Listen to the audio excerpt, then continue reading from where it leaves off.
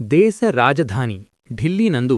కేంద్ర మైనారిటీస్ మరియు పార్లమెంట్ వ్యవహారాల శాఖ మంత్రివర్యులు శ్రీ కిరణ్ రిజిజు గారిని మరియు హజ్ కమిటీ ఆఫ్ ఇండియా ముంబై ముఖ్య కార్యనిర్వహణాధికారి శ్రీ షానవాజ్ గారిని హజ్ యాత్రకు సంబంధించి మర్యాదపూర్వకంగా కలిసిన ఆంధ్రప్రదేశ్ రాష్ట్ర హజ్ కమిటీ చైర్మన్ జనాబ్ షేక్ హసన్ భాషా గారు,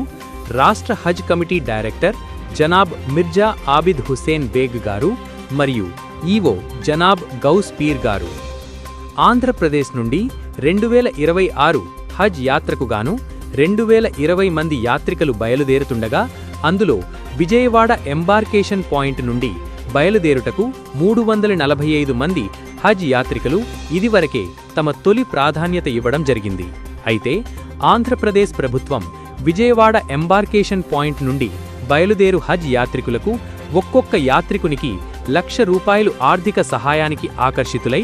అదనంగా 200 మంది హజ్ యాత్రికులు విజయవాడ ఎంబార్కేషన్ని ఎంపిక చేసుకోవడంతో తక్షణమే స్పందించిన ఆంధ్రప్రదేశ్ గౌరవ ముఖ్యమంత్రి వర్యులు శ్రీ నారా చంద్రబాబు నాయుడు గారు, గౌరవ ఉప ముఖ్యమంత్రి వర్యులు శ్రీ కొణిదేల పవన్ కళ్యాణ్ గారు మరియు న్యాయ మరియు మైనారిటీ సంక్షేమ శాఖ గౌరవ మంత్రివర్యులు శ్రీ ఎన్ఎండి ఫారూక్ గారు, కేంద్ర మైనారిటీస్ శాఖ గౌరవ మంత్రివర్యులు శ్రీ కిరణ్ రిజిజు గారితో మాట్లాడి అదనంగా 200 మంది హజ్ యాత్రికులను విజయవాడ ఎంబార్కేషన్ పాయింట్ నుండి హజ్ యాత్రకు బయలుదేరేటందుకు సత్వర చర్యలు చేపట్టవలసినదిగా కోరడమైనది.